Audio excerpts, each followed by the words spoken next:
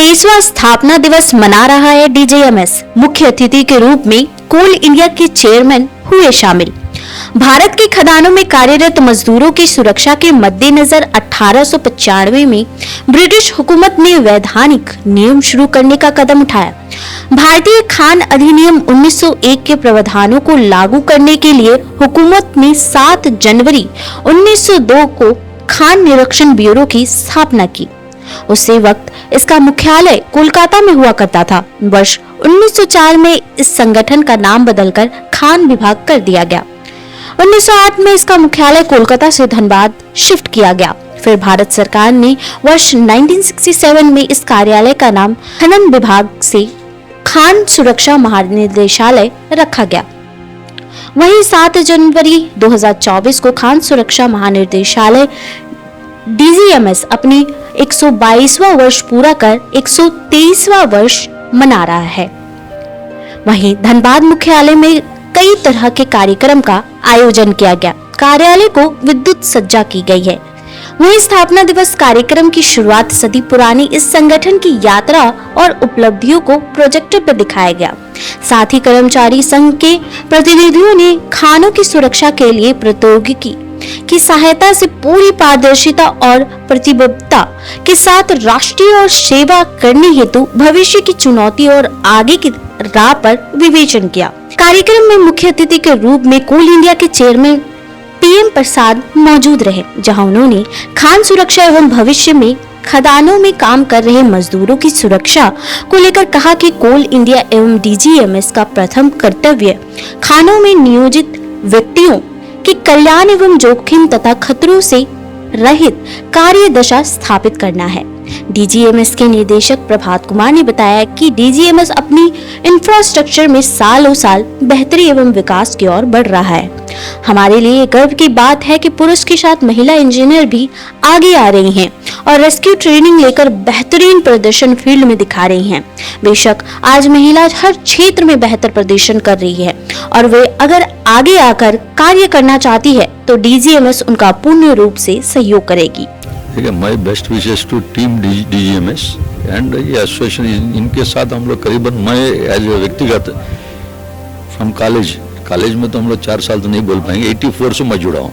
38 years का इनकी journey में हम भी शामिल है and it's a great organisation जिसकी चलते safety standards of the mines, not only coal mines, iron and all, क्योंकि काउंटर पार्ट्स हमारा आयरन में भी काम कर रहा है, कहीं कॉपर जिंक में भी काम कर रहा है। ये संस्था से हम लोग रेगुलर इंस्पेक्शंस, कंटिन्यूस रिकोर्स, रेक्टिफिकेशंस, ये सब चलते रहते हैं एंड ऑटोमेशन की तरफ भी चल रहा है and computerisation of things, VC के माध्यम से भी हमारा इंस्पेक्शंस में कहीं इनसे अगर कुछ इंस्ट्रक्शन करना है वो भी मिलता है एंड बढ़िया चल रहा है।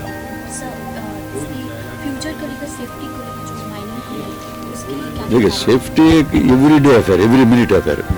ये हमेशा हमको सेफ्टी माइंस में जब भी काम करेंगे, मदर अर्थ का अगेंस्ट में हम एक माल एक्सक्वेट करके निकालते हैं, तो इसके साथ चैलेंजेस आर एसोसिएटेड, बट अगर हम डिसिप्लिन्ड वे में अगर काम करेंगे, मैं समझता हूँ सेफ्टी के ऊपर अगर रेस्पेक्ट रहेगा, प्रोडक्शन भी ऑटोमेटिक होगा। तो first safety, then only production next. ये अगर मोटिव रखेंगे तो जरूर हम लोगों का सेफ्टी का स्टैंडर्ड्स भी बढ़ाएंगे और आने वाला समय में इंजरी से एक्सीडेंट्स को कम करेंगे। अब हम जुड़ेंगे चेयरमैन ऑफ डीजीएमएस से। सर, हम लोगों ने जिस प्रकार देखा कि आज 23rd फाउंडेशन डे आप मना रहे हैं, इसको लेकर क्या फ्यूचर प्लानिंग है? क्योंकि पिछले जो देखा गया कि ब्लास्टिंग को लेकर, सेफ्टी को लेकर काफ़ी ज़्यादा काम हो रही है, तो इस बार क्या फ्यूचर प्लानिंग रखेंगे? ये हम 122 साल का सफ़र तय करके 123वें साल में जा रहे हैं, तो हमारा फ्यूचर जो है डिजिटाइजेशन का है। हमने अपने काम को, जो भी हमें सरकार के द्वारा दायित्व दिया गया है, उसमें सबको डिजिटाइज कर दिया है। ऑनलाइन प्रोसेस हमारा शुरू हो गया। ये काम हम अचीव कर चुके हैं। अगला कदम है हमारा ऑफिस जो प्रोसीड्योर है, हमारा जो इक्विपमेंट एंड इंस्पेक्शन का तरीका है, उसको डिजिटाइज करने का। वो हम लोग रिमोट से इंस्पेक्शन कर सकते हैं, रिमोट से डाटा मंगा सकते हैं। एक हम लोग state of the art lab अपने ऑफिस में बनाएंगे, स्टेट ऑफ द आर्ट एक हम लोग कम्युनिकेशन सेंटर बनाएंगे, जहाँ की हमें दूसरों जगह से ऑनलाइन इन टाइम डाटा आते रहेगा। उसको एनालाइज करके हम लोग समझ पाएंगे कि किस क्षेत्र में हमें ध्यान देना है, कहाँ क्या खतरा है। तो जैसे कि आपने अभी इंफ्रास्ट्रक्चर के बारे में बात किया, फ्यूचर की प्लानिंग की बात किया, तो हमने जैसे देखा कि CSHL के द्वारा जो महिलाएं आई थी वो काफ़ी तत्पर रूप से काम करी थी। CIL कब इस तरीके से महिला टीम को सेफ्टी की ओर काम कराएगा? CIL ने अभी महिलाओं को अपने वर्क ग्रुप में, वर्किंग फोर्स में लाना शुरू किया है और उम्मीद है कि अब तेजी से आएंगी, क्योंकि अगर हम देखें तो CCL में पहले एक महिला थी माइनिंग इंजीनियर, अभी 4 हो गई हैं। तो सब एक साथ मिल के काम कर रही हैं, अभी बढ़ेंगे। एक को देख के दूसरी आती है, दूसरे को देख के तीसरी आती है, तभी सब बढ़ेंगे। तो इस ढंग से अगर हम देखें तो CIL के अलग सब्सिडीज में ECL में है, BCCL में आ गई हैं, उसके बाद SCCL में है, WCL में आ गई, तो महिलाएं हर जगह आ रही हैं। बट क्या है कि अभी शुरुआत है आने की, तो थोड़ा समय लगेगा और माइनिंग टफ एरिया माना जाता है। तो जो महिलाएं इस टफनेस को लेने को, स्वीकार करने को तैयार रहती हैं, वो आती है। चैलेंजिंग जॉब है और चैलेंजिंग जॉब एक्सेप्ट करने में मैंने देखा है महिलाओं को बहुत तत्परता से आती है और एक्सेप्ट करती है। पुरुषों के साथ मिल के, कंधे से कंधा मिल के काम कर रही हैं और बहुत क्षेत्र में उनसे आगे निकल गई हैं। तो ये बहुत अच्छी बात है, जो सरकार की पहल है, ये सक्सेसफुल पहल है। न्यूज़ ANP के लिए निदेश के साथ अंजलि चक्रवर्ती की रिपोर्ट।